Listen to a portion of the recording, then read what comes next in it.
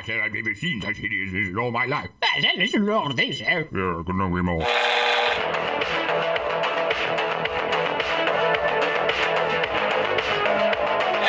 Like a furry torpedo to the jugular. This is Honey Badger Radio. Radio with money.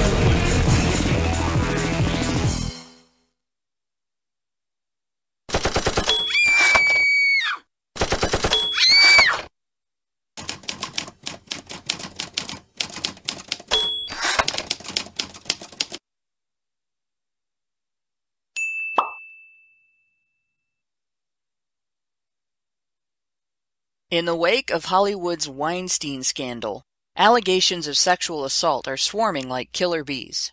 We've gone from a single scandal based on allegations that included some evidence to a frenzy of finger-pointing that includes allegations with no further support than accusers' claims of having told their stories to several people over a span of years. Listen and believe seems to be the order of the day, with most feminist-guided media presuming most or all accusations credible, with other outlets trusting accusations only when they're made against men of opposing political outlooks, regardless of credibility. The concept of innocence until guilt is proved seems largely to be left sitting in a corner gathering dust. And it's no wonder given the vitriol reserved for due process advocates these days. We're literally Hitler, didn't you know? Feminist outlooks are building on the frenzy to peddle thoughts on so-called toxic masculinity and push their belief that we live in a rape culture. Of course, it's an easy belief to push when you answer any discussion that doesn't involve condemning all men as rapists, creeps, or facilitators of other men's rapey ways with, "Oh my God, rape apology!" Advocate encouraging women to exercise our agency? Rape apologist. Point out that women are human beings who sometimes lie? Rape apologist. Dare to suggest that it's not okay to sacrifice innocent men to the gods of listen and believe? Rape apologist! Talk about female perpetration against men? Well, now you're just using deflection from the main issue as a form of rape apology, you shitlord. The accused aren't helping themselves out either. As conservative commentators have rightfully pointed out, weak hedging details don't help an accused man's case.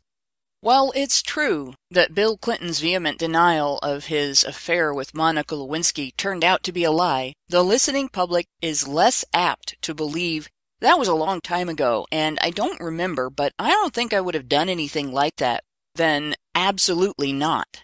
Worse, we now have men assuming culpability as perpetrators in encounters that were described as consensual. Take Louis C.K., for instance, who, in the wake of his rash of accusations, acquiesced to the idea that as a popular comedian, his fame gave him a level of power over fans that made asking for their consent coercive. Never mind that his popularity is his fans' response to him, something they give and something they can take away. Never mind that he's not holding a damn thing over their heads, as would be the case were he in a position of authority like an employer. Never mind the degree to which this infantilizes women who, in order to support this narrative, must be incapable of losing respect for someone upon finding out he isn't the guy they thought he was. No, he is the all-powerful Louis C.K., whose requests cannot be denied and can therefore victimize people all on their own. Is this what progressive men get for supporting feminism's male power narrative? Maybe. But that doesn't make it right. And now, that reaction has established that entertainers who engage fans sexually are sexual predators. Countdown to accusations against every hairband from the 70s and 80s starts now. In the meantime, the entertainment industry seems to be on a familiar pathway. As during the McCarthy era, accusations are flying fast and finger-pointing is becoming a social weapon. Similarly, those accused are using a wider form of finger-pointing to deflect scrutiny from themselves, though instead of pointing to other individuals, they're pointing to their entire gender and society at large. And just as during the McCarthy era, the real issues of the day are being buried under the frenzy of accusers and accused scrambling to either get into the spotlight or out of the hot seat. Corey Feldman has been trying to alert the public to a pedophile ring in Hollywood for years. A documentary on that same topic, titled An Open Secret, was published a few years ago. Men and women have hinted all along that there are men and women in Hollywood with predatory tendencies who face no checks and balances to their behavior. In their wake, they've left scars on people's lives, with which it can take decades to come to terms, if ever. Yeah, I mentioned female predators too. We've all heard stories like that of Amy Schumer's 2014 speech at the Ms. Foundation for Women's Gloria Awards and Gala, in which she related an incident from her college days when, while sober, she chose to have penetrative sex with a person who was so stinking stumbling drunk he couldn't see straight or maintain erection or consciousness during the act. Remember the feminist outrage over Brock Turner's crime not receiving harsh enough punishment? When the mainstream press is given predator stories that don't fit their narrative, they pretty much disappear. Media that did report on Schumer's speech praised her for being powerful, intense, and inspiring. Based on Hollywood's history, I expect the eclipsing of actual problems by the accusation frenzy to increase over time. If not stopped, this trend will lead to the same thing McCarthyism did. The day will come when pointing out actual sexual misconduct in Hollywood, especially victimization of children, will be seen as hysteria, and anyone trying to discuss the issue will be dismissed as a fringe conspiracy theorist. We're looking at a combination of things here. Regressives have ramped up the listen and believe narrative as the rate of accusations has accelerated, and that has led the general public to be reluctant to vet allegations. Political tribalism has led to listen and believe being selectively applied on both sides of the fence. While we should be reasonably skeptical of any accusation, it's becoming common for pundits to remember that only when the accusation is against someone on their side of the political fence, while crowing every time an accusation falls on the opposite side. Speculations about accusations past and present have resulted in the public wrongly identifying men as perpetrators of incidents for which no perpetrator has been publicly named, endangering reputations and careers of individuals who may be innocent of the accusations. This can be a truly life-wrecking event. These types of accusations should never be tossed around so lightly. That has led to an environment of panic, with men scrambling for damage control in ways that, like Louis C.K.'s response, can be very damaging to the men around them. At the same time, an actual victim of childhood sexual assault, Corey Feldman, has been criticized for taking a strategic approach to dealing with his perpetrators after decades of seeking justice from an unsympathetic system, and eventually just acknowledgement. Due to California's statute of limitations on crimes committed against him, he fears legal retaliation for having named his perpetrators to the police, something that should never happen unless a report filed can be proved to be a false report. Yet people condemn him for not publicly naming names. Why should Feldman promote a public response that would result in condemning the innocent along with the guilty? Why should he put himself at the legal mercy of those who have already done him harm? And then there's the conservative response. Last week, senators and congressmen called for repercussions for the crime of being accused without even knowing all of the facts in the case to which they were responding. They were all ready to engage in a political lynch mob where a thorough investigation was warranted, even before Judge Roy Moore responded to the allegations against him. Now, Moore's denials are being examined for believability while his accusers' most solid evidence is that he signed one young lady's yearbook. There is talk of not seating him in the Senate if the people of his state elect him. Is Moore's denial less believable because he was inconsistent and not as vehement as his detractors would like? Possibly. But let's not forget how former President Bill Clinton shook his finger in America's collective faces and adamantly stated, "I did not have sex with that woman, Monica Lewinsky." And that turned out to be a lie, while Michael Jackson's denials were deemed ridiculous. Yet child stars who stayed at his home, including Corey Feldman, who has talked about childhood sexual abuse, have said he was not a molester. It is far easier to let our abhorrence of sex crimes and our compassion for victims fuel an uncontrolled, outrage-based social panic than it is to separate credible allegations and provable allegations from those that are unverifiable, but also unfalsifiable. Why is that so important outside of a courtroom? Why not, as feminists admonish, reserve standards for evidence for trial and either acquittal or conviction while supporting accusers in the public sphere? Judge Roy Moore's case stands as one answer. Here is a man who has clearly been blindsided by sexual misconduct allegations, most of which are not of illegal acts, and all of which are coming out approximately 40 years beyond the alleged incidents. While he has every reason to suspect political motives behind the allegations, he is being condemned by political pundits for responding to that suspicion more vehemently than he stated the repetition of his denials. His colleagues' doubts absolutely merit a robust investigation, but not the out-of-hand condemnation they engaged in from the beginning. What precedent does such condemnation set?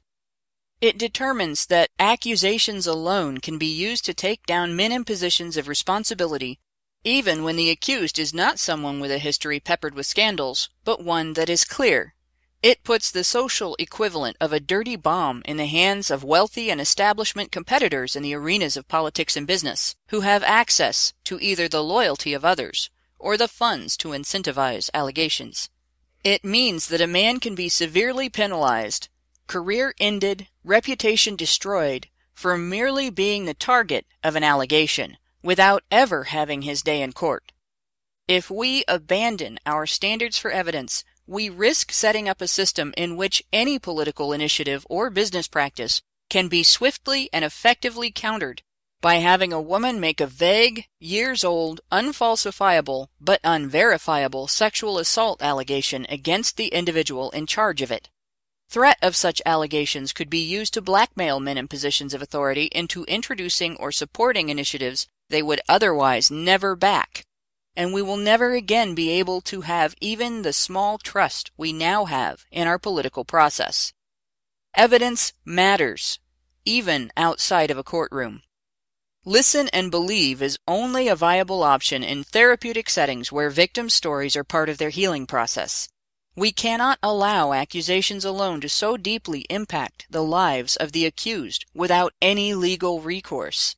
Instead, when serious allegations are made, investigation should be our initial reaction, and our ultimate response should be based on what can be reasonably determined by assessing the available facts. That's vital if we want to maintain a functional society.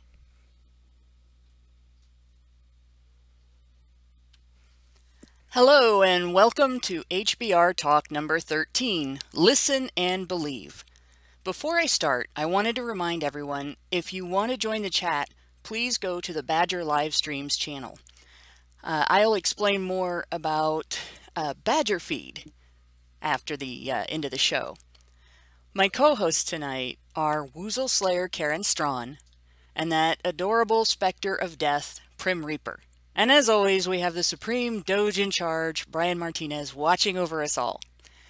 Tonight, we're here to tell you that we didn't do nothing. We was framed. It was a vast chicken wing conspiracy.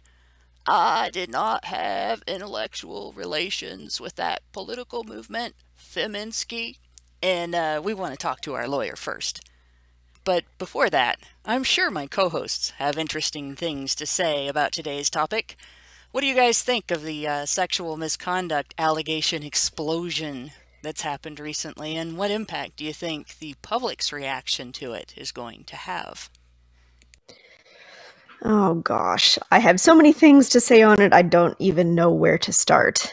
It's kind of ridiculous how the reactions that these guys are giving is making them look worse somehow, not better. It doesn't matter that Louis C. What he should have apologized to was his wife to her, but his career is still in shambles over it. People are being chastised for sexually harassing people, only then to have the chastisers later be discovered to have had their own experience of harassment. And like you a bit in the intro, not all of these incidents are created equal. You tell somebody you like their jacket with an accidental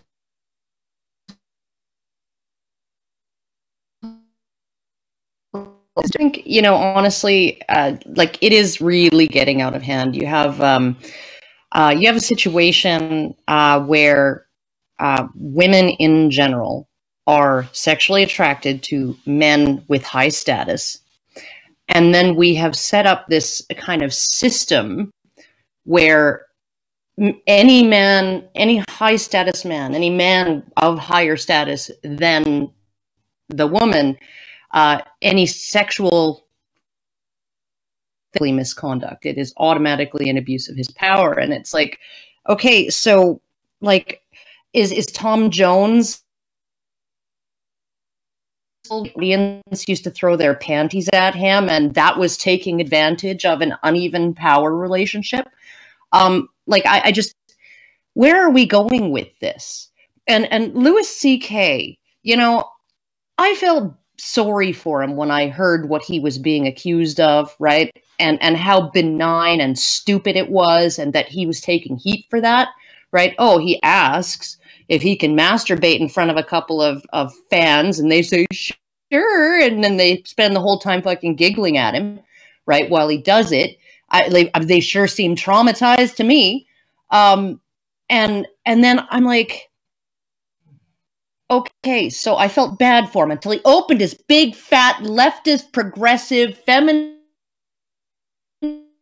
mouth, right, and said it was wrong, and it was an abuse of my over them because, they're my fans, and, my popularity and stuff put me in a position where I could take advantage of them, and they really couldn't consent to anything that I asked. Like, give me a fucking break, right? You just screwed everyone, you dickbag. Why would you say that? Well, I mean, like this kind of thing is resulting in the sort of warped belief that anyone who says or does anything outside of what a Tibetan monk would consider appropriate is unfit for participation in the workplace.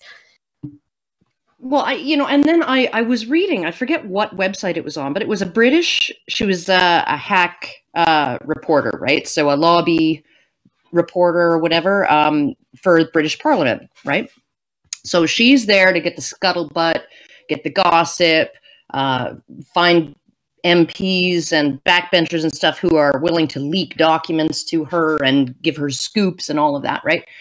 And she wrote this big, long article essentially apologizing for using her sexuality to exploit male MPs, to get information out of them that she would not otherwise have gotten.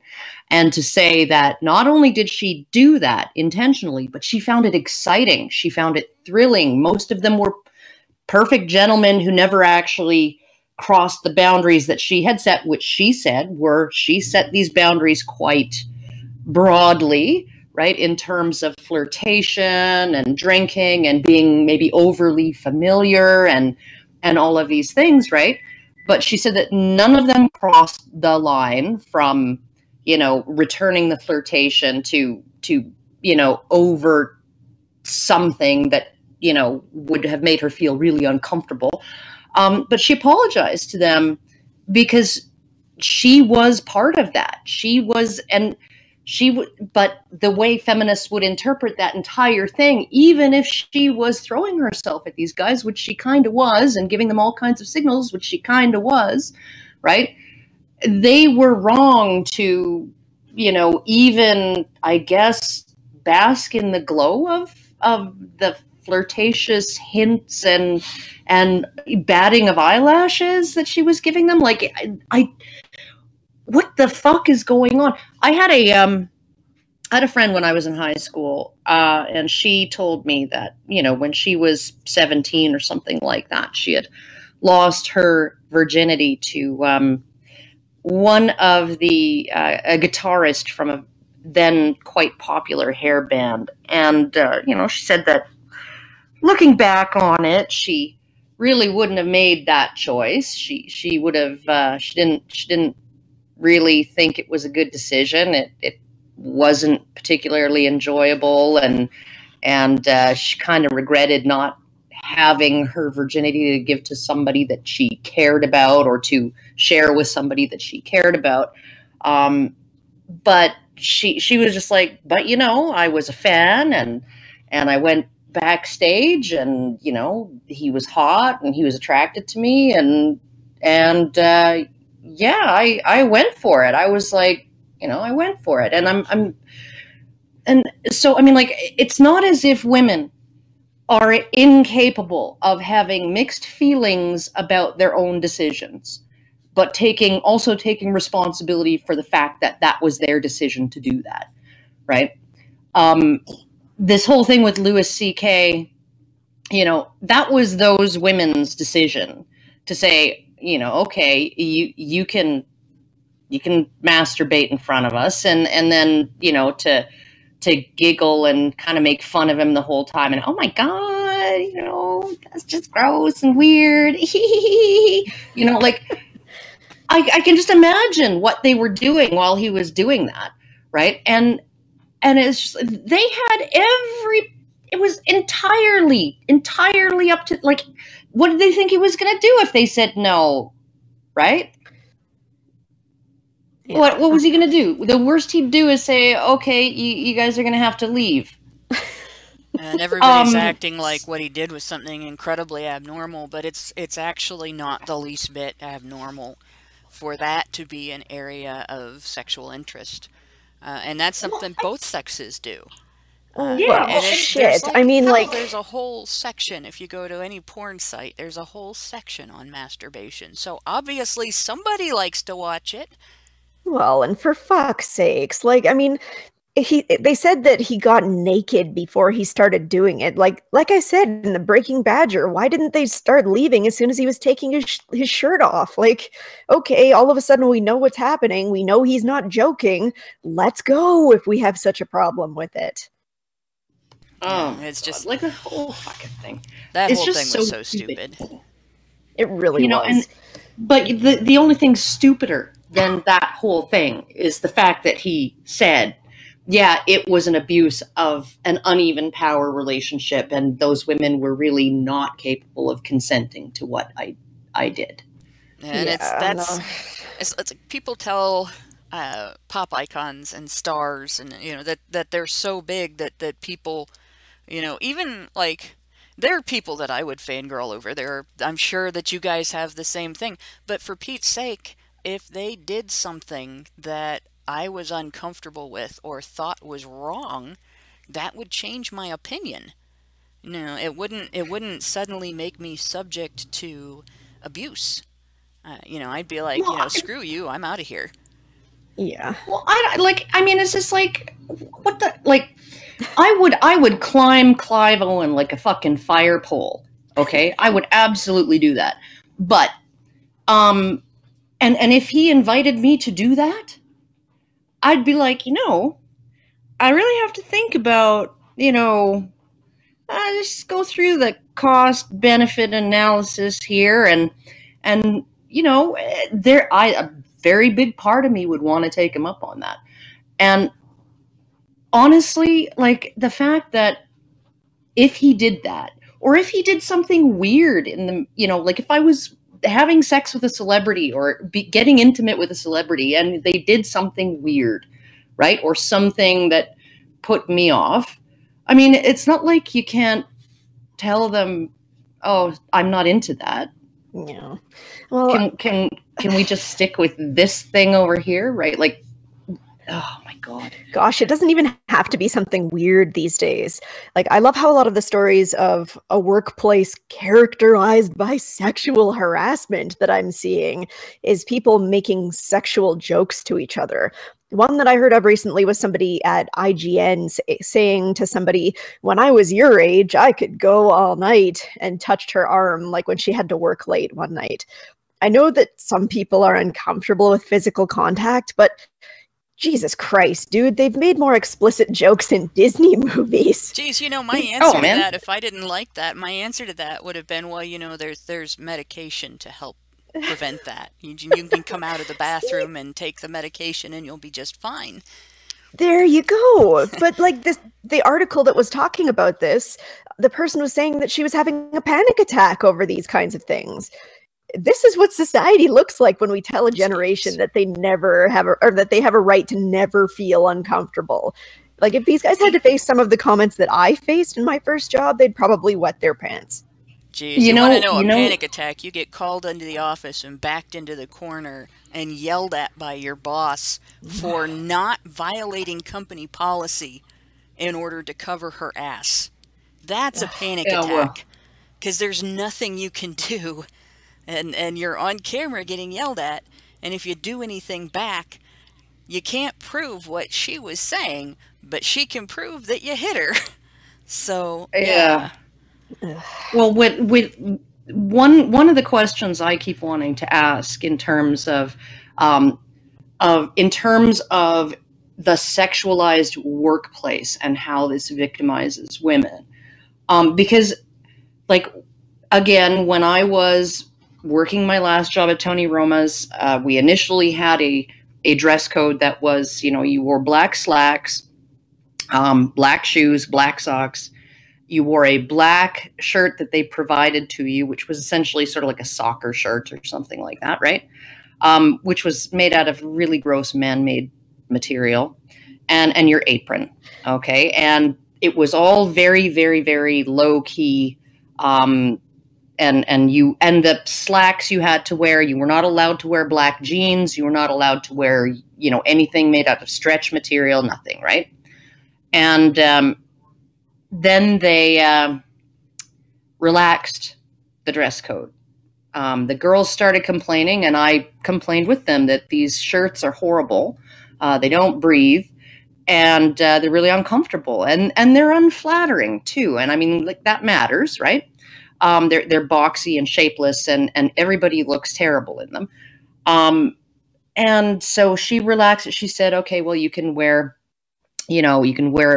black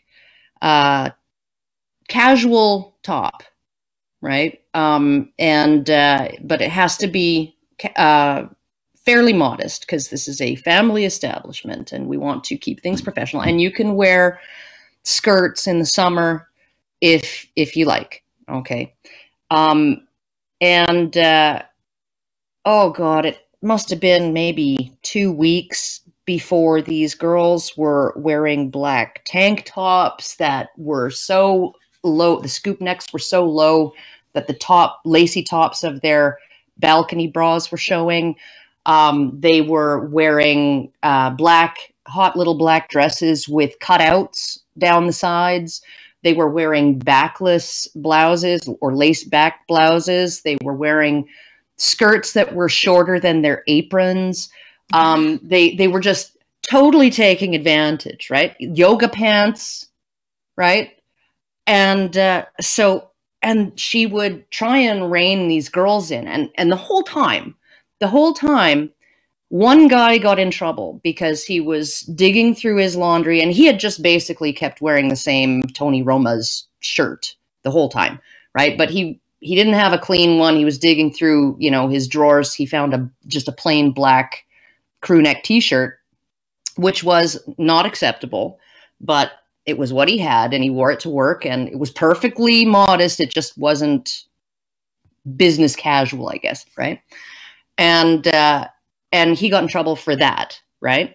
But these girls were getting in trouble constantly, and the list of what was not allowed on the board, right? And the penalties if you come in wearing one of these things, right, got bigger and bigger and bigger and bigger, because, they were like, okay, so I can't wear something with cutouts, but I can wear something with a lace back, right? Or I can't wear a tank top with a scoop neck that shows the top of my bra, but maybe I can wear this tiny little t-shirt with the scoop neck that shows the top of my fucking bra, right? Like, I mean, they were just really, really pushing at these girls. And then they started complaining that there were so many rules for them and no rules for the guys. And I'm like, oh God, you stupid bitches, right? What the fuck is wrong with you? Right? They're like, well, why do we have no spaghetti straps, no bra straps showing? Like, why do we have to follow all these? It's because the guys don't break the fucking rules. Well, right? Also the guys don't have that variety of clothes. Yeah, they don't. And I'm thinking to myself, okay, That's these women creating a sexualized workplace. That is what they are doing. They are creating a sexually charged workplace by intentionally dressing in a sexual manner, going out of their way to do so, following the letter of the law, but not the spirit, right? Until a new law has been made and they can't do that anymore, right? And I'm thinking to myself, because women's sexual attraction is largely based on behavioral cues from men, right? So attitude and confidence and, and things like that. But men's sexual attraction to women is largely based on visual stuff, right? So it's almost like, and women, when they're subjected to unwanted sexual behavior on the part of men, right? They cry harassment. And I'm thinking to myself, wouldn't being subjected in the workplace to unwanted visual signaling of sex from women, wouldn't that be the male equivalent of being sexually harassed? I mean, you wouldn't that be, a massive distraction?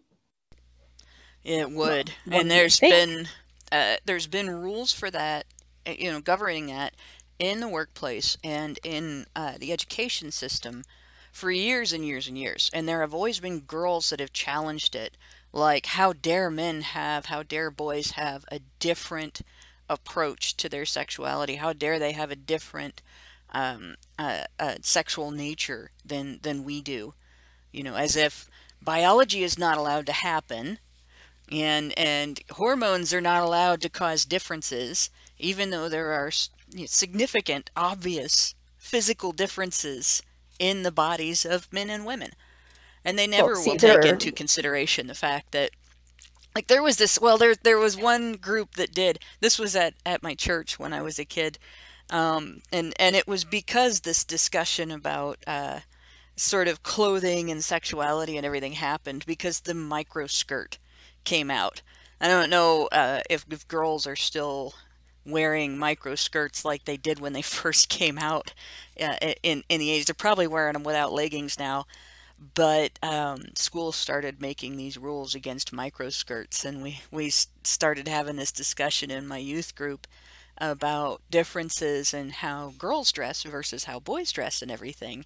And the sketch was, a married couple, and there was a curtain in between them that was supposed to represent, she's like in the bathroom or the shower or the dressing room or something, and so she's got this big fuzzy bathrobe, and she's like, I forgot to get my shirt. Can you bring me my shirt? And he goes and he gets a t-shirt, and it's like, no, that's not the shirt, it's the strappy shirt. And he comes back with a different shirt that has some straps on it. No, it's not that strappy shirt, it's the strappy tank top. And he comes back with what looks like more like a wife beater style tank top. No, that's not it, it's the strappy tank top. And it just went on, and finally he comes back with this the shirt that she was looking for. And the whole point of it was, guys have, a few style of shirts, and they're usually utilitarian. This shirt is worn for this purpose under these circumstances because you need to cover your skin, or because you need to allow air to go through to keep cool, or because it has to be like the wrestling garb. You wear that, the wrestling uniform.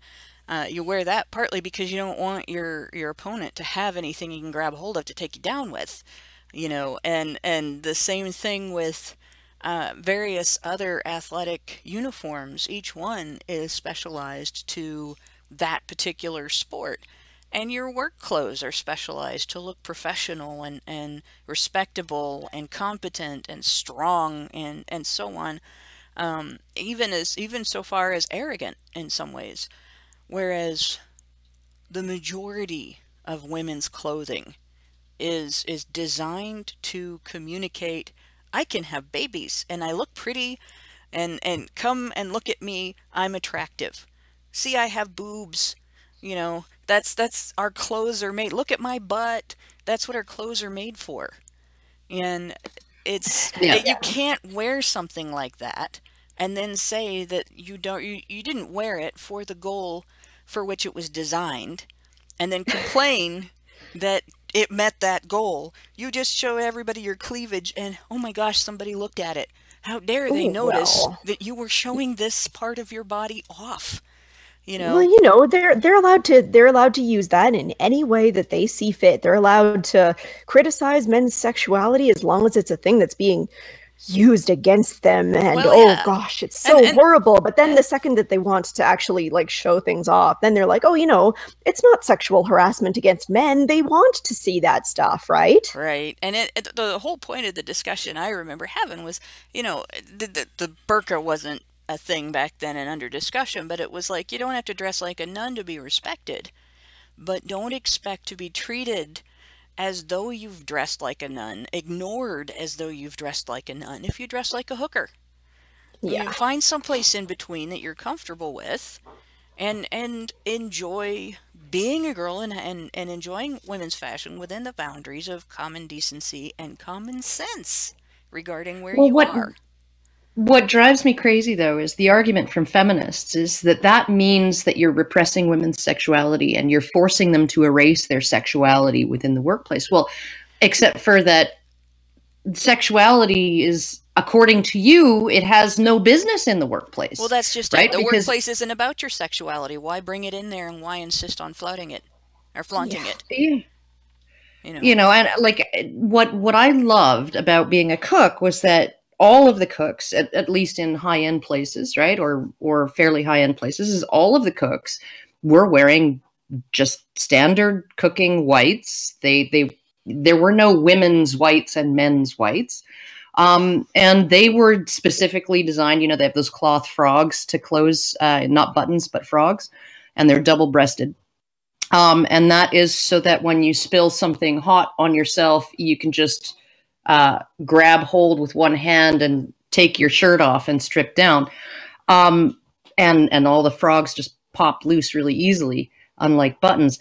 But essentially, what you have is this situation where it's the cake and eat it thing. Women should be able to show off their bodies and make every environment sexual in that way, and then complain about men sexualizing the environment by responding to that in some way. Right? They want the burqa to be over men's eyes. Well, and it's stupid because they also want to not have to gear their clothing choices to the utilitarian purposes that men have to gear theirs to. And one of the places I noticed is, like, you worked in a restaurant. I worked in a gas station that was pretending to be a restaurant. We had this itty-bitty little kitchen in the back that they turned an office into a kitchen. It was terrible. It was supposed to have room for 4 freezers. It had room for 3, so they stuck 3.5 in there. One of the things my boss had to tell people upon hiring: do not wear open-toed shoes in this environment. Here we are, it's a little bitty gas station. It's not a great big, convenience store. It's just a little bitty convenience store on the corner of a block that had other businesses like crammed up against it, a business and a school. And you couldn't walk around in there and expect that you were never going to have your toes stepped on by a consumer. And we had consumers that came in that were working construction, so they had big, heavy, steel-toed work boots on, which make you clumsy, and there's nothing you can do about it. We had devices on wheels that we had to roll around. We were working in an area where we carried heavy things that you drop it on your foot, that's not going to feel too good either. And these idiots had to be told. If they weren't told, we would have had girls coming to work in that environment in flip-flops and sandals and stuff, because they're not mindful of what can happen if I do this. So it doesn't surprise me entirely that they don't foresee, if they show off their tits, that somebody's going to notice their tits and be attracted to them. But it's still, it strikes me as absolutely ridiculous that they're accommodated in being outraged over the fact that somebody showed the tits that they were noticed. It's just like it would be the same as accommodating somebody for being outraged that it hurt when they ran the wheel of the hot cart over their own foot and they were wearing sandals instead of shoes. So they actually got, the skin pulled off by the wheel or something like that. It's so stupid. You dress for your job with the idea that your clothing is supposed to facilitate your work, not get in the way of it. If these gals that were working at the place Karen described, if they really wanted to dress like that, they should have got a job at Hooters. Yeah, no kidding, right? Agreed. I think one of them did actually eventually, but hey, there you go. But it's just, or maybe it was Joey Tomatoes. They all wear little black dresses and high heels there. But they, like that, the thing too, and I don't think it's that they don't realize that showing off their tits is going to get them male attention. It's just that they want to dictate which males pay attention and which ones don't.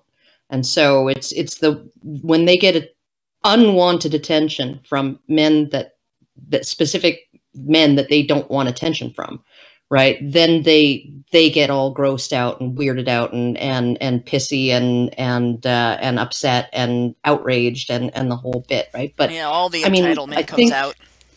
Yeah, I think the entire point of wearing those clothes is so that the Clive Owens and the Jude Laws and the Brad Pitts of the world will, and the Matthew McConaughey's, I guess, right, or whatever, right, will look at them and validate them and their sexuality, right, make them feel good about themselves, make them feel good about how they look, right? And it's only when the creepy men, in quotes, look at them that they get all pissed off. So. God. Well, okay, I used to work at A&W when I was younger, and for those who have gone into an A&W in the last little while, you might know they don't exactly give you attractive outfits. But when I was working there, they gave you these big baggy button-up shirts that didn't show anything off. And to be fair, that didn't really stop people who wanted to flirt, if they wanted to flirt anyway, right? But I even had somebody 10 years my senior ask me on a date one time, and you know what I did? I sure as shit didn't report it to the boss as an act of sexual harassment. I politely thanked him for the interest. I told him I was already in a relationship. Problem solved. But God help you if you suggest to anybody that ends up in that situation where they get sexual attention from somebody that they don't want, that just tell him you're not interested and keep working. Just get back to work. It's not that hard. But what kind of a hostile workplace environment are you trying to promote here? Do you not realize that this is causing people to have panic attacks? Yeah, what do you do? What do you do about the fact that something like 30% of all marriages began in the workplace? That the individuals involved, met at work. How do you deal with that? Right? This is one of the places where men, and at school, a lot of the other ones started at school. How do you deal with the fact that a lot of long-term committed relationships begin with someone in the workplace hitting on someone else or asking them for a date or whatever, right? Like there is a definition of harassment. Okay. Yes. Now I can come out and absolutely admit that what Harvey Weinstein did, on an individual basis, right? To each individual woman may not have followed this pattern, right? And I don't think I think it's almost a misnomer to call it harassment. I think we could just call it misconduct and coercion. Yeah, misconduct is a good coverall. Yeah. Yeah, but harassment is like my daughter had to deal with harassment. She had a guy, he was a coworker, kind of same status as her, from another culture, didn't speak much English, didn't quite know how the rules worked, I guess, here in the Western world, and he really, really, really pursued her, and she kept on. She started out polite and essentially saying, like, no, thank you, and please, don't ask again, right? And he just kept at it. It was sustained. It was over a long period of time. He would follow her out to the bus stop at 11 o'clock at night and start touching her hair. She's got very long hair, right? Yeah. And asking her if she wants a ride home and stuff like this, right? And finally she, and I had told her, I said, okay, well, let's try one more thing, right? You tell him that if he continues to do it, he's going to get in trouble, right? Or maybe lose his job. Still kept it up. So then she reported him to her manager, and they responded in the most beautiful, beautiful way possible. The first thing that they did was they called HR to send somebody down to interview both of them, regional HR. And then they immediately changed the schedule so that they were never in the same department at the same time and never arriving or leaving at anywhere near the same time, right? And they changed his schedule, not hers.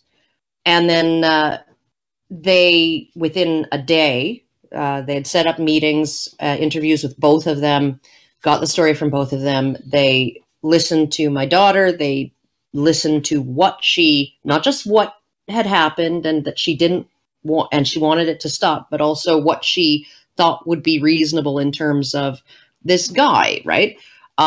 He's a refugee. He barely speaks English. He really doesn't have a whole lot of prospects other than Walmart.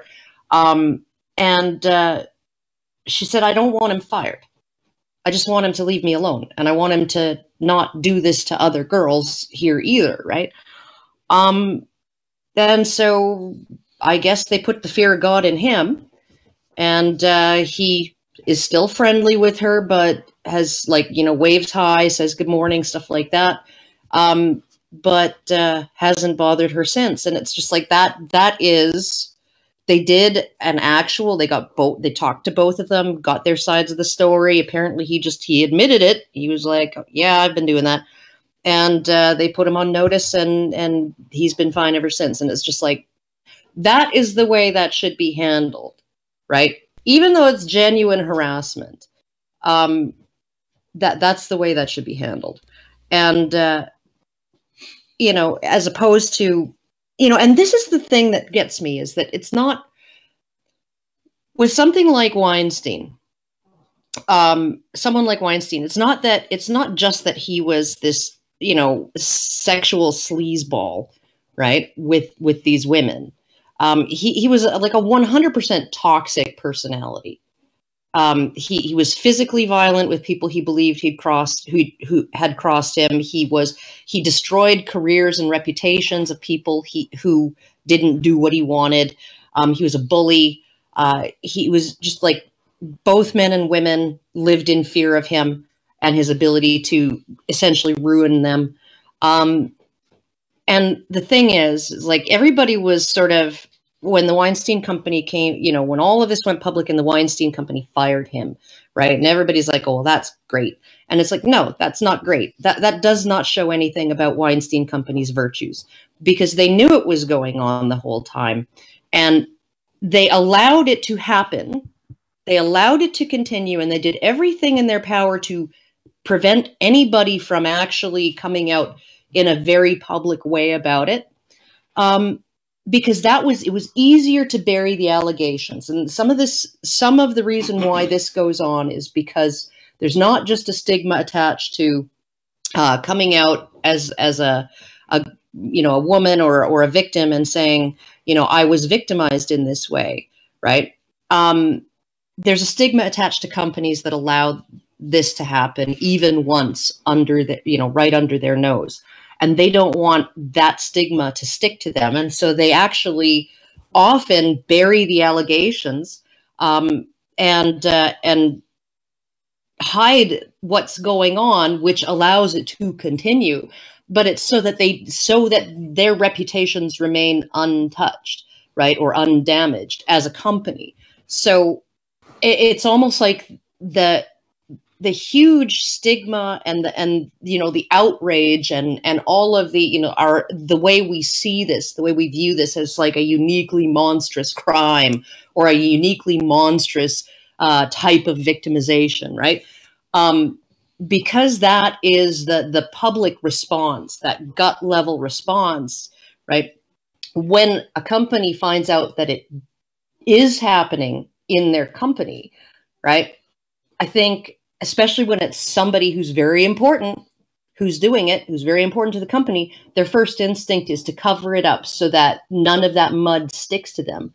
And, so, I mean, like, honestly, a more rational, reasonable public discourse about this, including really egregious cases like Weinstein, would actually make it so that companies, when they find out that this is going on, would be more likely to, come out and say, this is going on, and we're going to deal with it, and rather than cover it up and, convince women to sign freaking non-disclosure agreements and do sealed settlements and pay them off and and pave the way for things to continue as they are. So, I mean, like, the entire way we're approaching this is so bass-ackwards if we want anything to actually improve. It's just the public panic over this.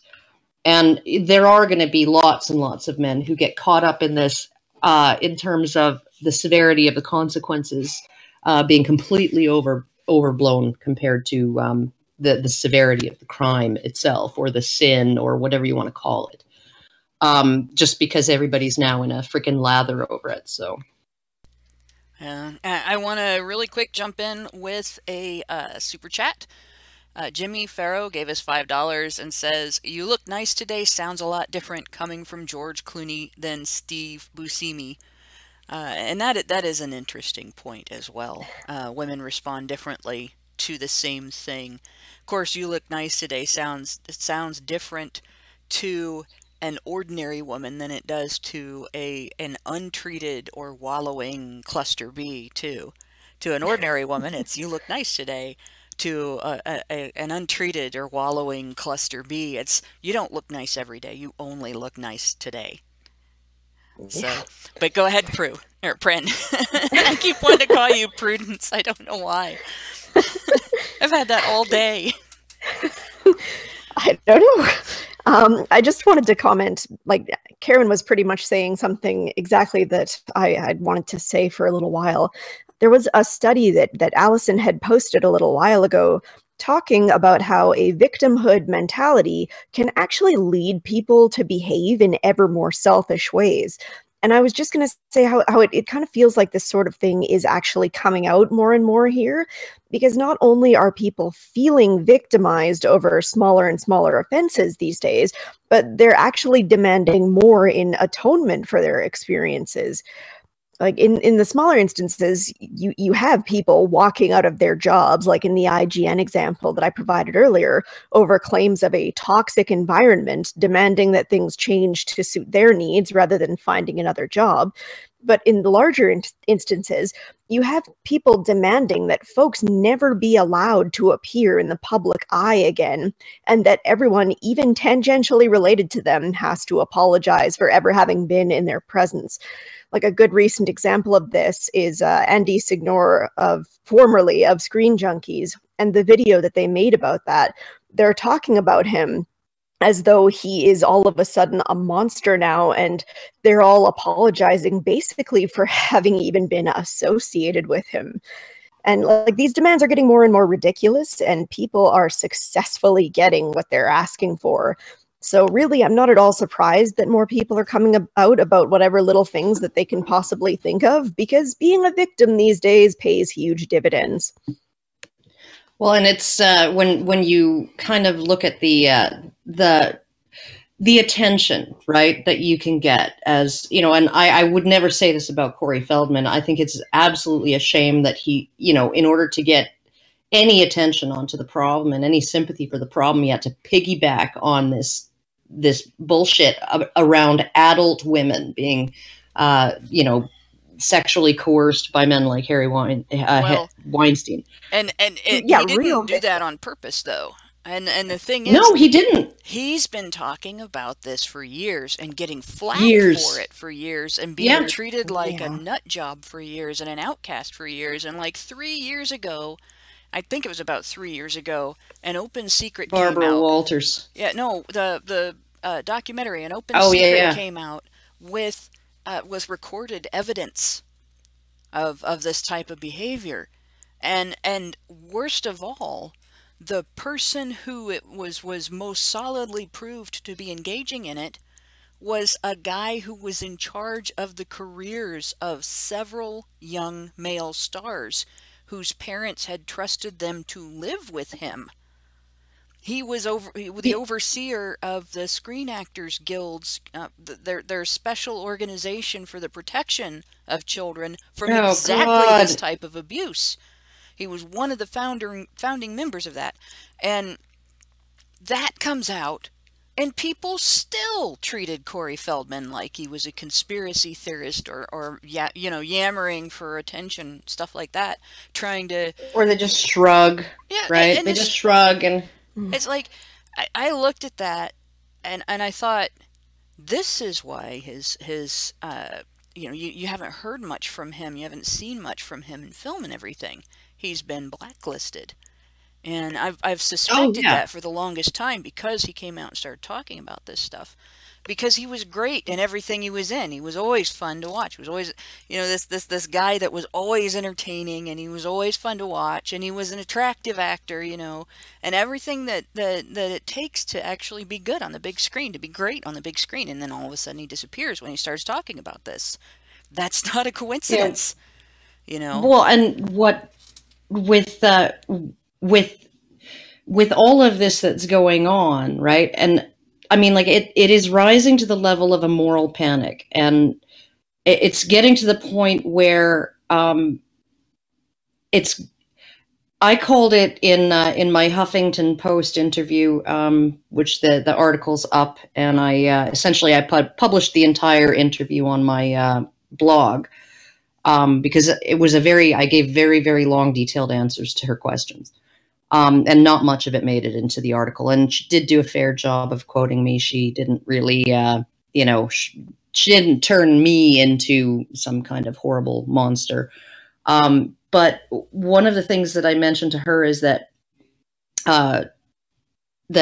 when you have a lynching culture, right? When you have a moral panic, what you get is a lynching culture. And when you have a lynching culture, and it's a metaphorical, or speaking metaphorically, nobody really looks around and thinks about what the hell are we doing until the bodies have piled extremely high. If you look at the moral panic around that started with McMartin preschool, and then swept across the United States and even into Canada with this sort of satanic ritual child sexual abuse going on that was supposedly going on in daycares all across the continent, essentially. There were over 100 people, I believe, prosecuted in that conflagration of moral panic. And I don't know that any of them were guilty of anything. And as far as I know, a couple of them are still in prison. So the people who actually called for calm, the people who, one of the journalists who actually, she wrote a lengthy article essentially describing what she was seeing going on, which was, in her words, a moral panic where innocent people were being caught up in something that was like a mob mentality. And this is in an era before Twitter and before Facebook and before all of those things, right? This was in the era of TV and newspapers. And this could happen even, and she was absolutely vilified as, you know, a pedophile apologist and a Satanist apologist, and she was promoting and she was excusing the sexual abuse of children because she was doubting their stories, and I just absolutely, I was a teenager when that whole thing started, and I watched the news and I just sat flabbergasted watching actual news reporters reporting on this stuff, right? That there are literally babies, newborn babies being sacrificed in chambers, you know, dug into the ground under daycare centers, and then their fat being melted and turned into fucking candles and for satanic rituals, right? And that 4-year-olds and 5-year-olds are being anally raped, you know, and then their parents come pick them up at the end of the day. And somehow nobody realized it was going on until, you know, little Johnny had a sore bum one day and his mom freaked out because all of this is going on in the news. And so she reported it to the police, and then everything just fucking went haywire, right? And it's just like, nobody stops to look around and really ask what we're doing until the panic's over. And with social media the way it is right now, I don't know how long this is going to be able to go, and how much more severe the consequences are going to continue to get compared to the severity of the offense before people start scratching their heads and going like, what the fuck are we doing? Well, there are a couple of precedents, but they're authority-based precedents. I mean, you have, in the United States, you have the McCarthy era, where there were the communist witch hunts, and you had this situation where, you know, like I referenced in the intro video, people would get called on the carpet as communists, and whether they were communist or not, just like during the Spanish Inquisition with witchcraft, their only way to get out of the worst possible treatment, punishment, whatever, their only way to survive that was to point the finger at someone else, basically, and say, "Oh no, I'm not a communist. This person is a communist." Or if they couldn't get out of the accusation that they were a communist who went to communist meetings, they could reduce the penalty they were going to receive by naming other people who were at these meetings. If the meetings were fictional, they would just have to name anybody they knew.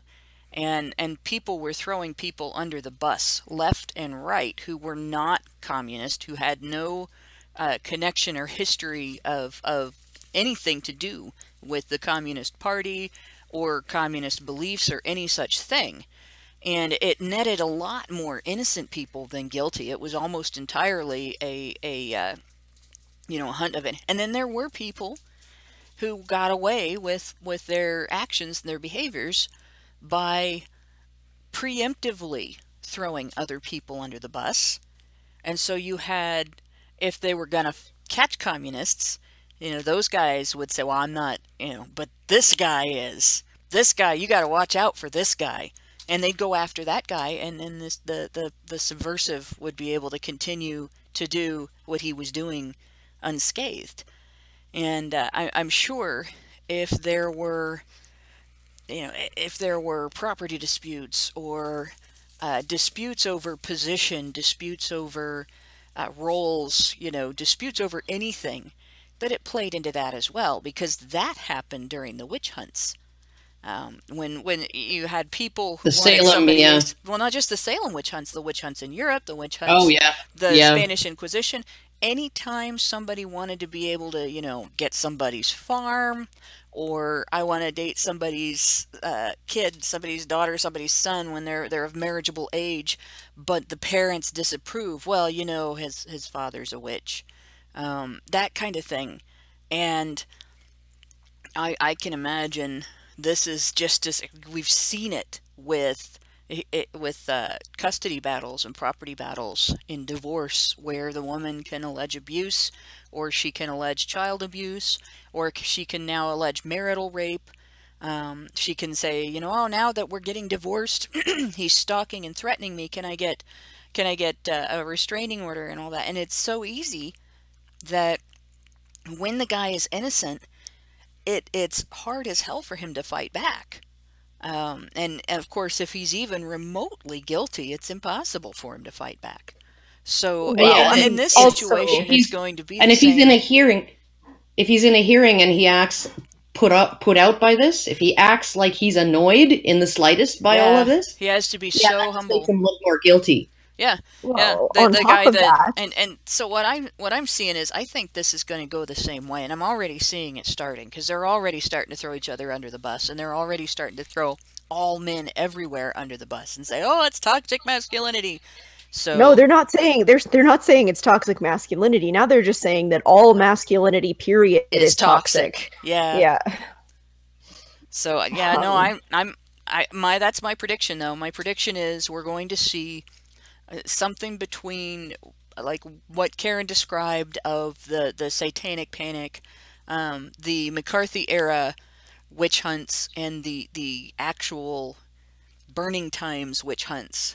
These are going to be some really rough times to be a person in a position of power, authority, or popularity. There's not nearly as many accusations coming out against women.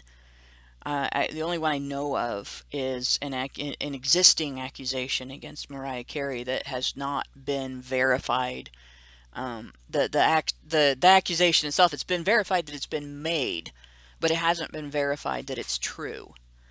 But it's getting treated as just an accusation because she's female. Whereas when it's happening to men, it's like instant condemnation. You know. Yeah. And this thing with this thing with the judge. Yeah, this thing with the judge is very disturbing. The minute he was accused, there were Republicans coming out and demanding that he drop out of the race. Judge Roy Moore. And it's like he didn't even get a chance to answer before they were demanding that he drop out of the race. I mean, do people realize the weapon that they are creating when they do that? Yeah, no kidding. To these individuals, the only acceptable result is having anyone with even the hint of the notion that they are a red-blooded male interested in any female attention of any sort is to be locked away for being the deviant that he is. Unless, like Karen said earlier, he's attractive enough to tickle their fancy, of course. Well, and if he doesn't tickle their fancy, he better not tickle anything else. You know, no kidding. Or even just say anything. Yeah. How to stay out of trouble in the office? Be handsome. Be attractive. Don't be unattractive. Yes. Yeah, pretty much. I got a super chat here from Wargoat6, who, of course, gave me a name I'm not familiar with. Let's see, that's Styx Hexenhammer 666. Talked about moral panics and how we are in another one. I think that's a pretty popular YouTube channel. He's a popular conservative. Yeah. Well, he's right. We are. We're in the midst of the opening segment, I guess you could say, of the next great moral panic. And whether or not people are meta enough and aware enough of history to recognize what's happening and put the brakes on will determine what happens next. But, you know, did either one of you have anything else to say on this topic? Specifically, basically the reaction to Judge Roy Moore's situation and some of the other accusations that have been not necessarily proved, but condemnation was the first thing that came out. Well, I think essentially the more you have this happen, the quicker that condemnation is going to have to come in order to satisfy the mob, right?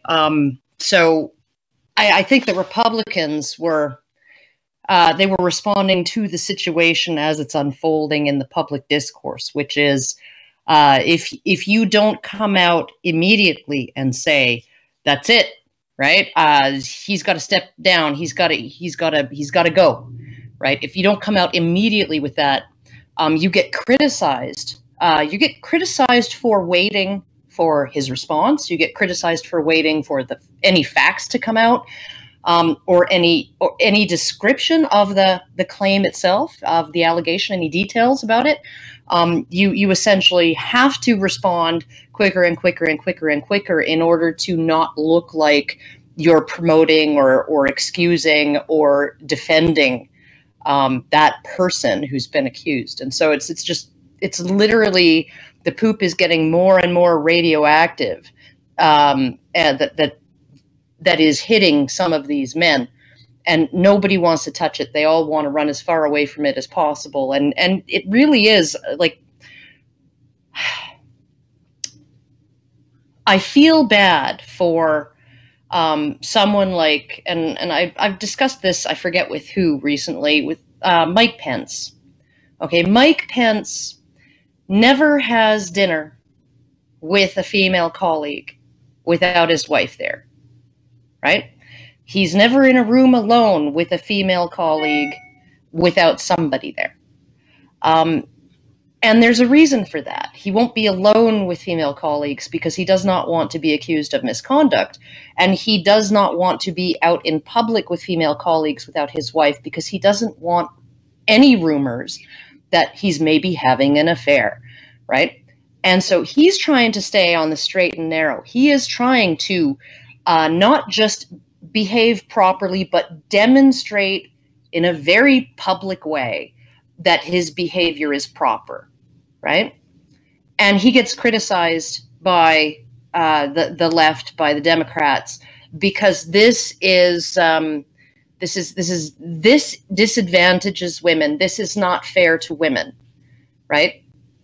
And now it's like, but how do you even deal with these kinds of 40-year-old allegations when you're a judge and someone says, you know, oh, he signed my yearbook, and I've heard some weird things about that signature on the yearbook, and I haven't been able to verify them, but there's been some suggestions that it was actually pulled off of the divorce papers. Yeah, that the victim, the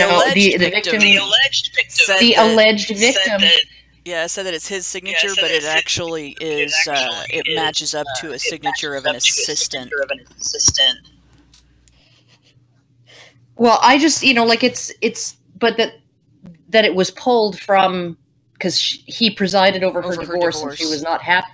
She was not happy with it, with his judgment, and she's not happy with the settlement.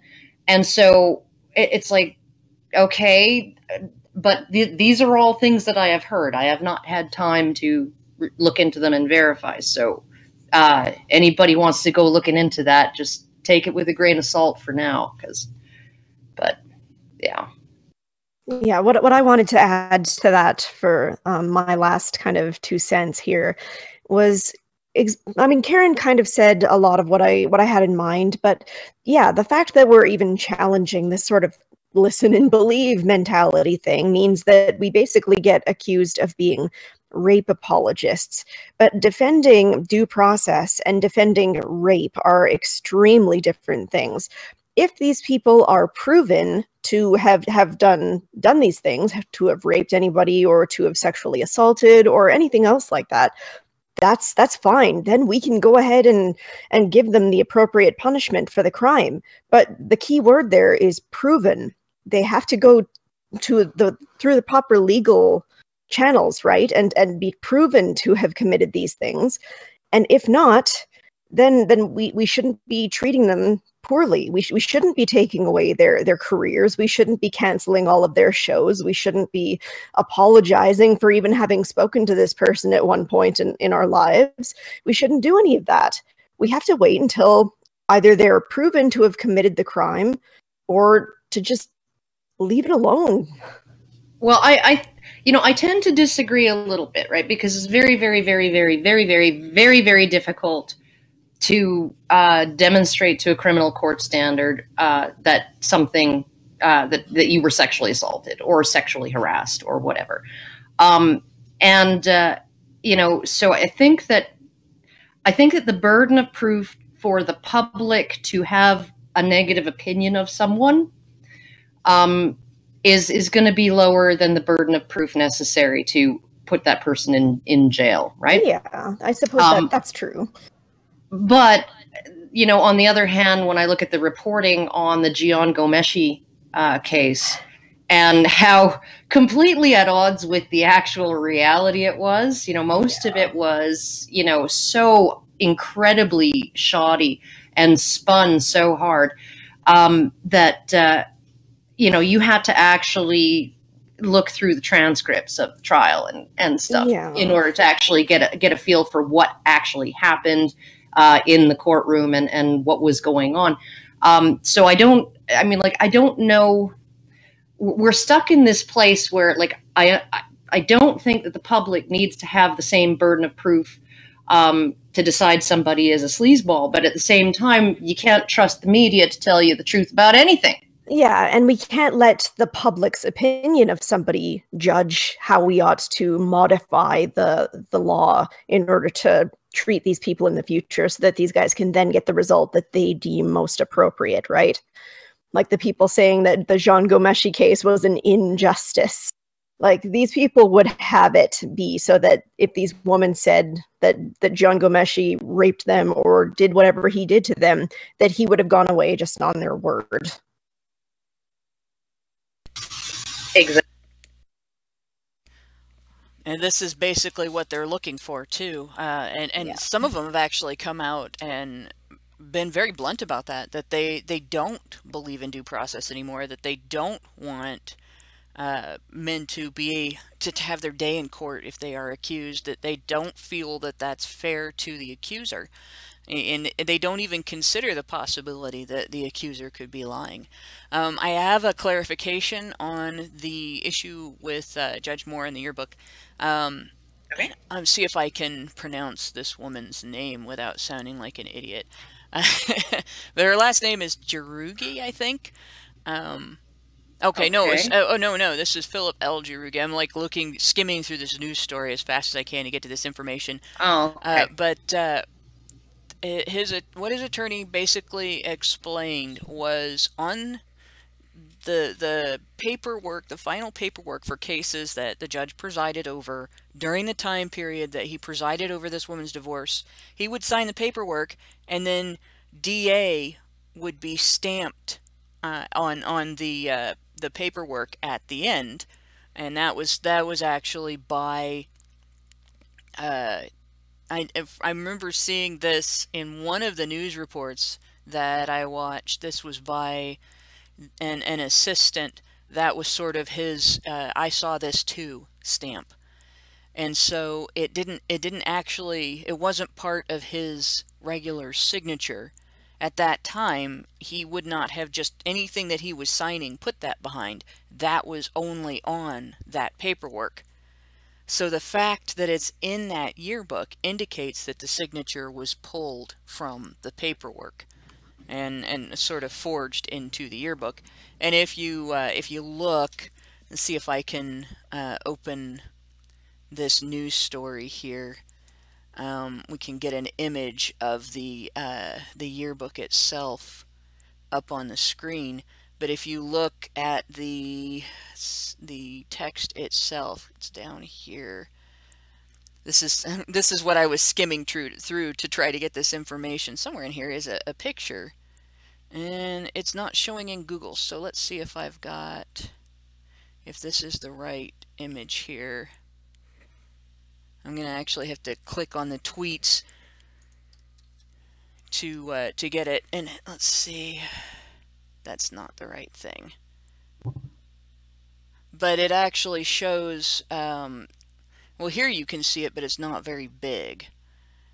But you can see even in this small image that the two types of handwriting, what was written in the yearbook and then the signature that's beside it, the handwriting is different. It's not the same.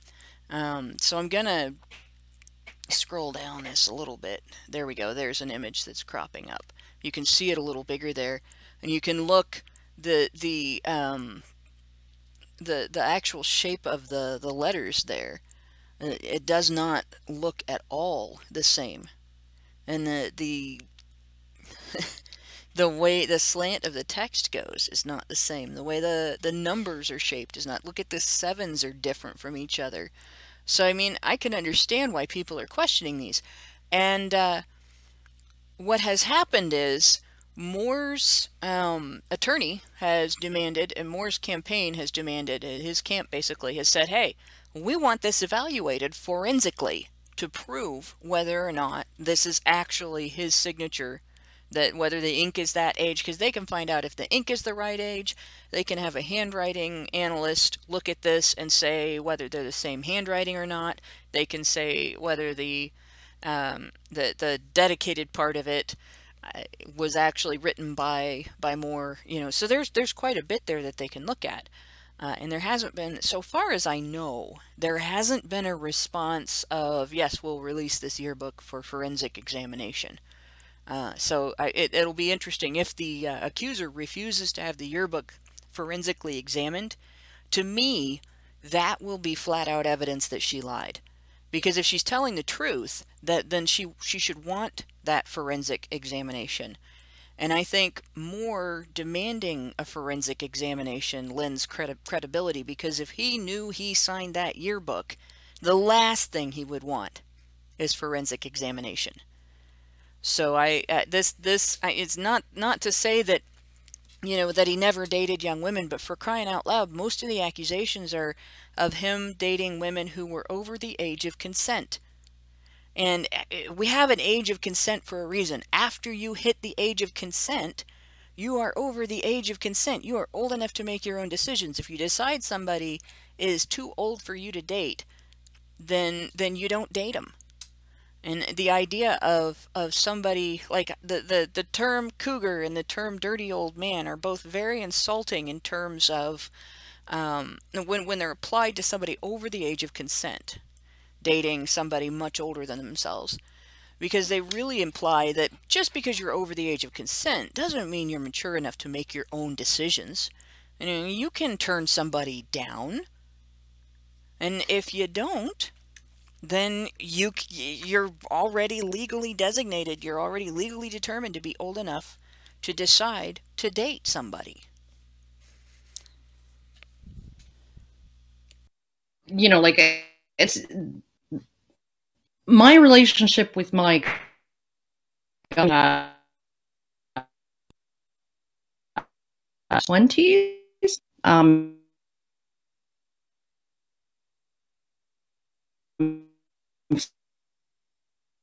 16 years older than him, and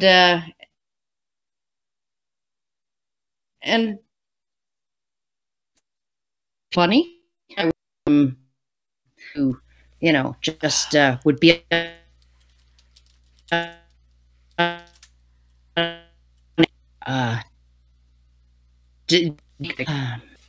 Uh-oh. People are saying they can't hear you. Hannah, you're going to have to pop out and back in again.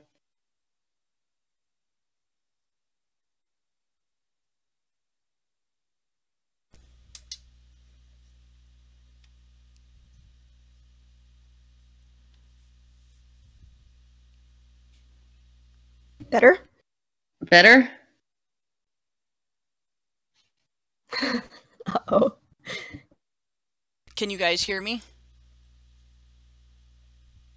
Can you guys hear me? I have a show that was... Yeah, no. Hannah? Can you guys hear me? Are you there? Yes, but now we can... Now? Okay, it's not at my end. The problem is... Yeah. Karen. Okay, Prim, don't try to talk. Karen, the problem is you are coming through Robo. Prim's coming through just fine. Karen's coming through Robo. There is no... You're Hannah.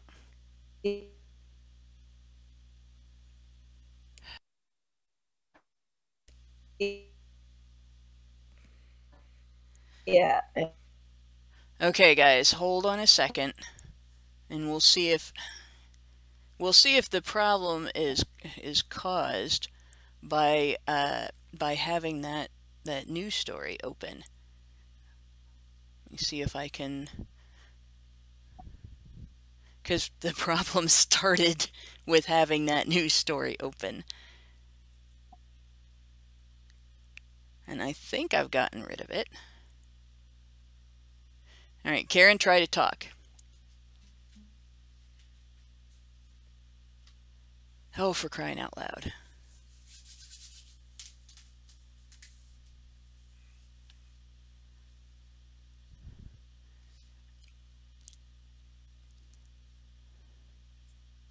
All right, guys. Well, I think if I can't get sound from you guys, Oh my god, it's just Oh nonsense. god, Hannah, nobody can. nobody can hear. Nobody in the Discord can. Okay, what's happening? In and out and in and out. Yeah, what's happening at both ends is that we're going in and out and in and out. So apparently we're all fucking the Discord. Oh shit. Oh my god! I totally. Oh yeah, fuck. I heard you there. That was good. Okay, so what I'm gonna do is I'm gonna call the show. Okay. Because I think it's just the computer cannot handle that much, and I may have killed my connection by opening that news site. Yeah. So if they have a ton of ads, it'll fuck everything up. It'll eat your bandwidth. Yeah. So, and it's not the first time NYMag has done that to my computer, to be honest. Oh yeah, those fuckers. So, well, now we're back. Okay, so it took a couple seconds after I closed it, but it brought it back. So it was NYMag. Something. Yep. Probably something trying to. Well, this is something that, if you wanna talk about net neutrality on a show sometime, this is something that I've had a problem with quite a bit. Certain sites' ads include allowing various advertisers, like Facebook's advertising system and Google's advertising system and a few other advertising systems, to track what you're doing, even if you don't have a Facebook account, or even if you're not logged into Facebook on that computer. So that's what happens when you have something like that open along with Discord and a web thing to allow Discord to show through OBS, and OBS is running, and you have this specialized chat aggregator run open, and all on one laptop, and you try to open NYMag, and NYMag wants to track what you're doing and sell your information, and all of a sudden it's more than your computer can keep up with. So apparently I'm not going to be able to show stuff like that during the show, if we're doing all these other things. But I think we totally lost. Take screenshots. I don't know, Karen. Can you recapture what you were going to say? Well, what I was saying is, essentially, my guy is 13 years younger than me, and he was in his mid-20s when we met, and nobody, or mid to late 20s, and nobody ever actually came out and suggested that I was taking advantage of somebody who couldn't make decisions for himself. And even when I was young, I met the man that I married when he was 38 and I was 21. And nobody suggested that, that he was, just too old, and, he's taking advantage of this much younger woman, blah, blah, blah. Right. But things have really changed. And it's just the whole idea of how women's sexuality is always pure, even when they're throwing it at a man. And if he takes her up on the offer, he is, the dirtiest fucking bastard who needs to burn in hell. It's not just the left and right that are polarizing. A lot of these ideas about men and women are polarizing as well. They're becoming less nuanced and more extreme. And so, I mean, you're not allowed to say anything bad about women. You're not allowed to say anything good about men. There's no such thing as a masculine virtue. And there's no such thing as a feminine vice. And that's just the way it has to be. And there ought to be no such thing as due process anymore. That's right, because that hurts women. Yep. Yeah. I want to say French Honey Badger gave us $5 and said ads have nothing to do with net neutrality, so net neutrality wouldn't help you in this instance. To a degree, that's correct. Ads themselves have nothing to do with net neutrality. Net neutrality, part of what net neutrality is about is your internet service provider isn't allowed to limit your speed with certain websites and say, well, we're not gonna allow you the bandwidth here, and that would help. And I think right now they are still allowed to do that. So, but no, it wouldn't change anything with ads. But back to the due process issue. That's a big thing, because we're in a situation right now where we have essentially handed not just women but the unscrupulous end of society a weapon that there's no defense against this weapon. Because we've taken the defense away from anybody who ever gets targeted with this weapon, and that weapon is the smear of all smears, the wrecking ball of all smears, sexual misconduct. And there's like 3 levels of this type of smear. There's the violent level. There's the you took advantage of somebody who's not necessarily a kid, but who has some degree of vulnerability. And the vulnerability end of it, that spectrum runs from legitimate, it's bad, to obviously to take advantage of somebody who's unconscious or who is for any other reason incapacitated. And it's obviously it's bad to, when you really genuinely have power over someone like Weinstein did, use that to dominate somebody and force them into something that they don't want to do. And then you have the level of being accused of taking advantage of the most innocent, children and young teenagers. And all of them were being subjected now in society to a situation where once you're targeted with the weapon of accusations of any of these types of misconduct, there is no coming back. You can't you can't be acquitted in the eyes of part of the public. And if you are acquitted by the courts, or you're not condemned by the entire public, there's condemnation for the acquittal. How dare you get your name cleared? How dare other people allow your name to be cleared? The accusation itself should be enough. Even after it's been proved, that those accusations can be lies. Yeah, I had somebody literally say, I knew somebody who knew Jean Gomeshi, and he was an asshole. It's like, well, yeah, but that's not what they were charging him with, so who gives a shit? Yeah, no, and it's like, it's really like, and this was years ago, Alan Dershowitz said this. Rape is considered such a heinous crime that it is considered a crime so heinous that not even innocence is a defense. Yeah. And that's, with that situation, we're setting ourselves up for not being able basically to get anything done in any area where there's controversy. Well, because all you have to have is, right, you're trying to get a law passed or a law reversed that's bad, maybe. Like, let's say somebody starts a movement to return a U.S. Domestic violence law to a genderless state, like it was when it was the Family Violence Protection or Prevention and Services Act of 1984, before it was changed to the Violence Against Women Act of 1994.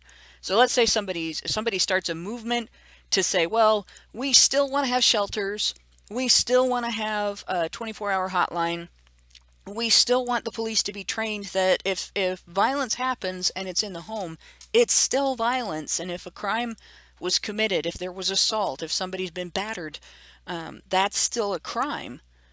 But we don't want it to only apply when a man does it to a woman. We want it to go both ways. if somebody wants to stop that person, all they got to do is say, well, back when we were in high school, he walked in on me in the locker room when I was naked and then stayed there and made comments, you know. And if he can't conclusively prove that he didn't do that, which, you know, if it's 20 or 30 years ago, there's no way, you know, he's screwed. And even if he could prove that he didn't do it, then he's a victim blamer, and he's still screwed. Yeah, well, I mean, look at Bill C-51 of 2017, not of 2015, because we have a weird numbering system for our bills in Canada, and you have to do. Bill C-51 2015 was an anti-terrorism bill. This one is an omnibus bill with all kinds of amendments that they're going to bring into Canada's sexual assault law, and rape shield protections in particular. And what the new standards that they're trying to bring in for rape shield test would essentially require the defendant to hand over virtually any evidence that he has of, you know, that he could use in his defense, almost everything, and hand it over in a closed hearing, not just with the judge and the prosecutor. And that I could maybe tolerate that, because the prosecutor is forbidden by law from disclosing any of that evidence to the complainant. You know, they are not allowed to do witness prep on the complainant. They are supposed to keep their distance. If they have any kind of interaction above and beyond the bare minimum with any of their witnesses, they end up being called to testify in a trial that they are prosecuting, and no prosecutor wants to do that. They cannot prep their witnesses in any way, shape, or form. But so the disclosure would be made not just to the judge and to the prosecutor, but to the complainant and the lawyer, the third-party lawyer that the complainant will be entitled to under this bill, right? So you're essentially showing the complainant everything you've got. You're showing your entire defense strategy. You're showing them all of the evidence that they may have assumed you didn't keep, but you did. The way Jian Ghomeshi kept the love letters and the emails and the texts and everything else, right? You'd have to hand all of that over. The only thing that they would have been able to bring in the Jian Ghomeshi case would have been, there would be two pieces of evidence that they would not have had to disclose to the complainants beforehand, and that was that he didn't own the car that he allegedly assaulted one of them in until 7 months after he allegedly assaulted her in it, and and the conversations between two of the complainants, where after they had given their statements to police prior and after, so they were colluding before they gave their statements to police and filed their reports. And when they did that, they would have been told not to discuss the case with each other at all. And they continued to do so through hundreds of text messages and the rest, right? And so they would have been able to bring that, because those are not of a sexual nature. Those pieces of evidence are not communications of a sexual nature for a sexual purpose, but everything else would have had to be handed over and had the complainants have a look at it. You know, then decide, and then maybe it would have been admissible, maybe not. But if it was admissible, the complainants have now seen it all. Yeah, your complaints. In my opinion, as far as that goes, I think they shouldn't be able to exclude any evidence that the defense wants to present. Well, really, why should they? This is a situation, and it's not that hard for an attorney to argue that a piece of evidence does not indicate a thing. You can go into court as an attorney and say, hey, we all know that having consented to sex in 1985 at the beginning of a relationship doesn't mean that this person consented to every instance of that the guy initiates or that the gal initiates. And in 1991, if this person says no, That the 1985 consent doesn't override that, you know. It doesn't matter if she consented to 50 other guys. This one she can still say no to. And Of but course. it's still perfectly reasonable to allow that to be admitted as evidence, because there are times when the gal's going to come in and pretend to be all virginal and prissy when in fact she consented to 50 other guys. So I didn't do that might be a reasonable thing for her to say, but I would never do that is a lie. She does it all the time, Yeah. right? And this is a situation where the best thing that we could do in these cases is say, nope, the defense, no holds barred, unless they're trying to spam the court with evidence of global warming or, you know, something like that in a court case about sexual violence. There shouldn't be any limits on information they can introduce into the case. And it should be up to the opposing attorney, to the prosecutor, to argue why that piece of evidence is not relevant or is not applicable. And at the other end of it, the only thing that should make evidence from the prosecution's end ineligible to be admitted is if it was gathered illegally in violation of the defendant's civil rights. There's nothing. If the defendant has a criminal history, that should be relevant, you know, or at least admissible. And again, it should be up to his attorney to argue this is not relevant. Just because he kicked some guy's ass back in the 80s doesn't mean he's guilty of rape in 1995, right? So that kind of thing, we've gotten into this situation where we've convoluted our courtroom processes in terrible ways that do nothing but hinder the pursuit of justice, which is really the pursuit of the correct course of action to take based on a rational assessment of all the facts in a truth-seeking mission. You find out what the truth of the situation is, and then you act on that information in the most rational and reasonable way possible. And you do it when it is in the public interest, because Right. the complainant is not the prosecutor's client, and the court is not there to serve the needs of the complainant. And this is where I think that everyone gets it so wrong. You know, like when feminist advocates say, you know, well, the court, the system, the criminal system does not meet the needs of victims. It's not there to meet the needs of victims, right? If a victim wants to be a plaintiff in a case, if they want to be a party to a legal case, they can sue the person who raped or assaulted them in a civil court at their own expense, right? With their own counsel that represents them as a party to the case.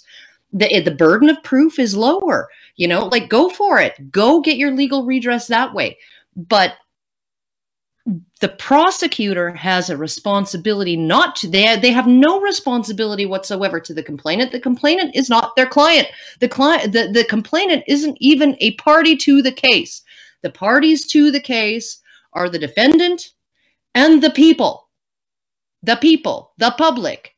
Right. And the prosecutor, the whole point of it is to establish what is or is not legal in your nation or in your community by applying penalties when laws are broken.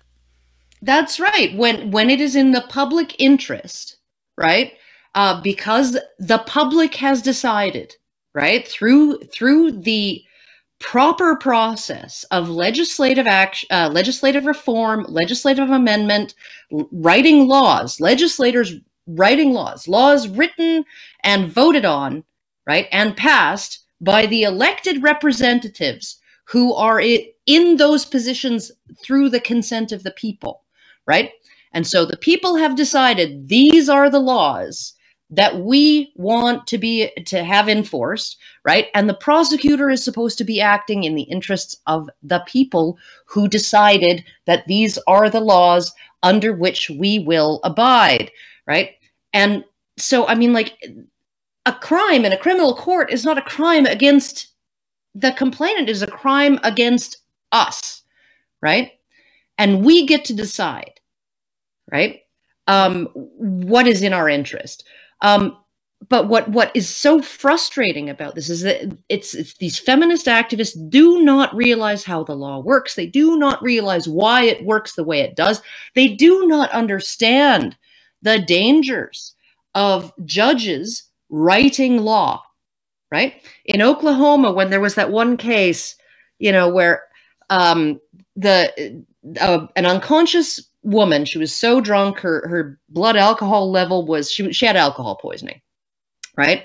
And she was completely unaware of what was going on. And the guy who helpfully gave her a ride home decided he was going to ejaculate in her mouth, and then drop her off at her grandmother's house. And she woke up several hours later in the middle of a battery of tests because she had, her grandmother finds her with spunk all over her freaking face, right? And unconscious on the freaking doorstep or whatever.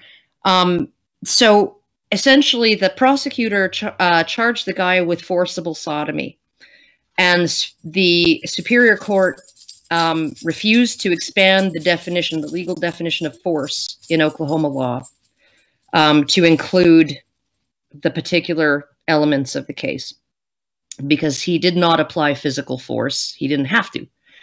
And everybody was up in arms. Everybody was screaming that it's perfectly legal to orally rape an unconscious woman in Oklahoma, which is completely fucking stupid and wrong. There's a perfectly good statute that would have applied. It's called sexual battery. It's about consent. It just says any touching of a lewd nature or whatever, or lascivious nature that occurs when the victim does not consent. Okay? Punishable by up to 10 years in prison. He could have charged this guy with that, right? It would have been easier to demonstrate. It would have been easier to find the guy guilty, because the parameters of forcible sodomy are very strict, right? And they're itemized, right? But the definition of consent is a little bit more forgiving of situations like this, right?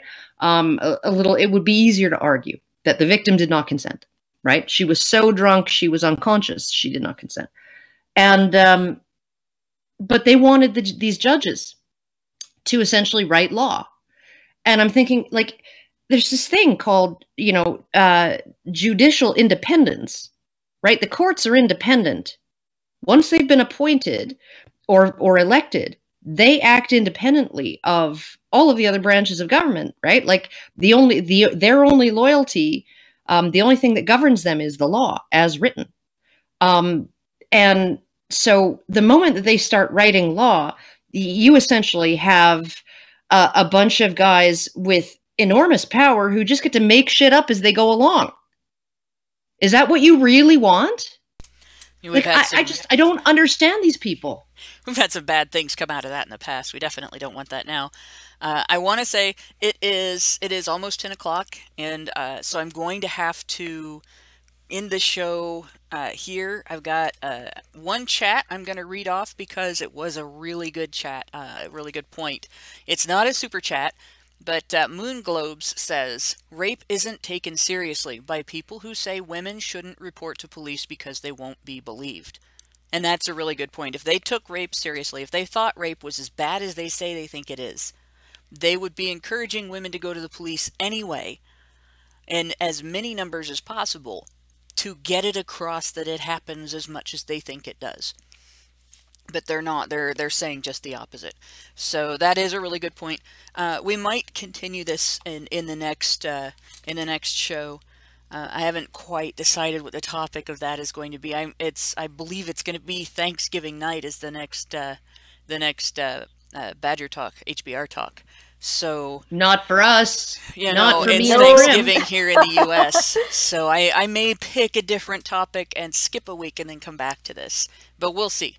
In any case, I have two things to shill before we hop out of here, and then we will be done with the show and on to the after show. So the first one, I wanted to point out here at Honey Badger Radio for having discussions like the one you just heard, where we make points that are not necessarily very popular in the political correctness end of the political spectrum, we have been labeled guilty of wrongthink, and as such are on the wrong side of YouTube. So if you don't want to wake up one morning and find yourself unable to find our content because our channels have been sent to the gulag, go to badgerfeed.com. Also, we're going to be moving to a digest format for podcasting, so if you're listening to this in an audio format and you still want to be able to follow our uncut live streams, you will also be able to find those at badgerfeed.com. So, just go to badgerfeed.com. It's where all the cool kids are. And the other one is, we have our court case coming up. Remember in January, following our previous hearing, we emerged victorious against our opponents' delaying and obfuscation tactics. Mostly. They did manage to delay the case until November. And holy shit, guys, it's November now! So I guess that's why Allison put up a fundraiser to get us back to Calgary for another round in the courtroom. To help us out, please go to feedthebadger.com and click on the featured project, Infiltrating Alberta Civil Court, Disguised as Ourselves. Folks, no space leper has ever infiltrated this far into an earthly institution. With your help, we could go all the way. That didn't come out right. It probably isn't the best for this this particular topic matter. But seriously, yeah, we didn't do nothing. We didn't do nothing, and we want to talk to our lawyer first. So just go to feedthebadger.com, okay? Help a leper out. All right, and also, show up and be in the courtroom if you can.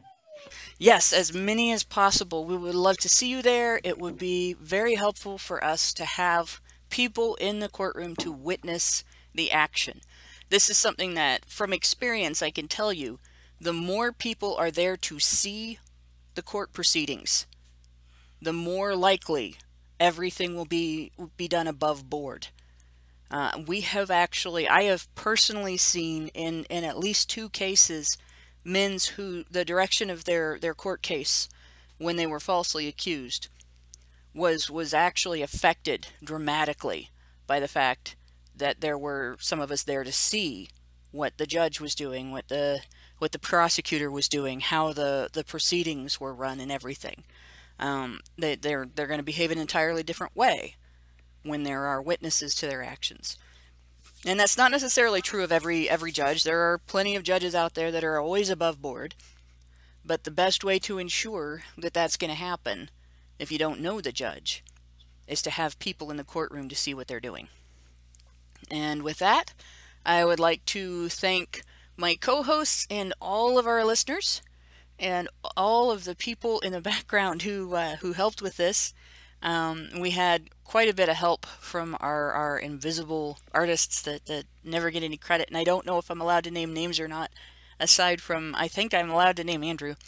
But in any case, with that animation, which was just awesome. I really love that.